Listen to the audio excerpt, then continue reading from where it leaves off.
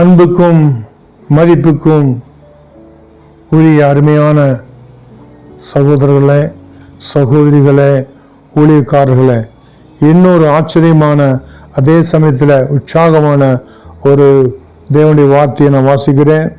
அது என்னது?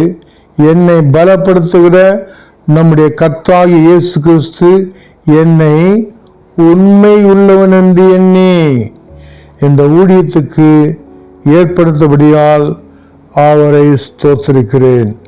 1 தீமோத்தி 1:12 உங்களுக்காக நான் அதை மறுபடியும் வாசிக்கிறேன்.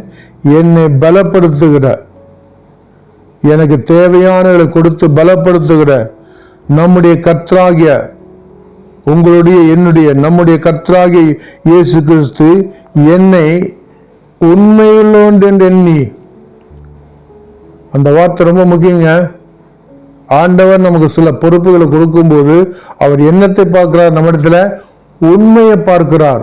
ஆண்டவர் சில ஆசீர்வாதம் நமக்கு கொடுக்கும்போது அவர் என்னத்தை பார்க்கிறார்? உண்மையை பார்க்கிறார். இவன் உண்மையுள்ளவனாக இருப்பானா?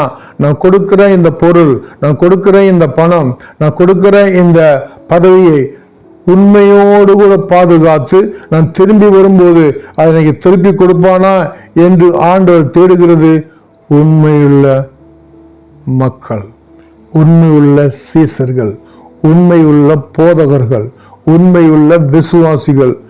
உண்மை எல்லாருக்கும் தேவை, விசுவாசிகள் மாத்திரமல்ல, முழு நேர ஊழியக்காரர்களுக்கும் உண்மை தேவை. அதைத்தான் பவுல் திட்டவட்டமாய் உங்களுக்கு எனக்கு சொல்லி உற்சாகப்படுத்துகிறார். என்னை அவர் உண்மையுடன் எண்ணி இந்த ஊழியத்துக்கு ஏற்படுத்தினபடியால் அவரை ஸ்தோத்திரிக்கிறேன்.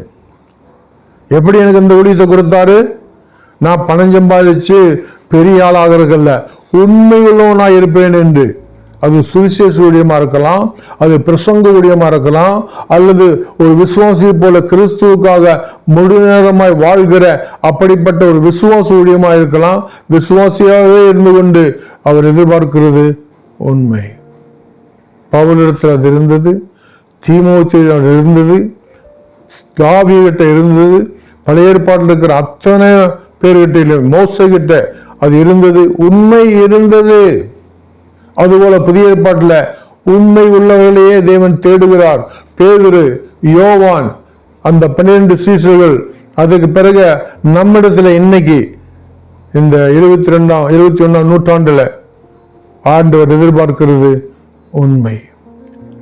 பிரியமானவர்களே, நீங்களும் நானும் நம்முடைய இதயத்தை பரிசோதித்து பார்க்கலாமா?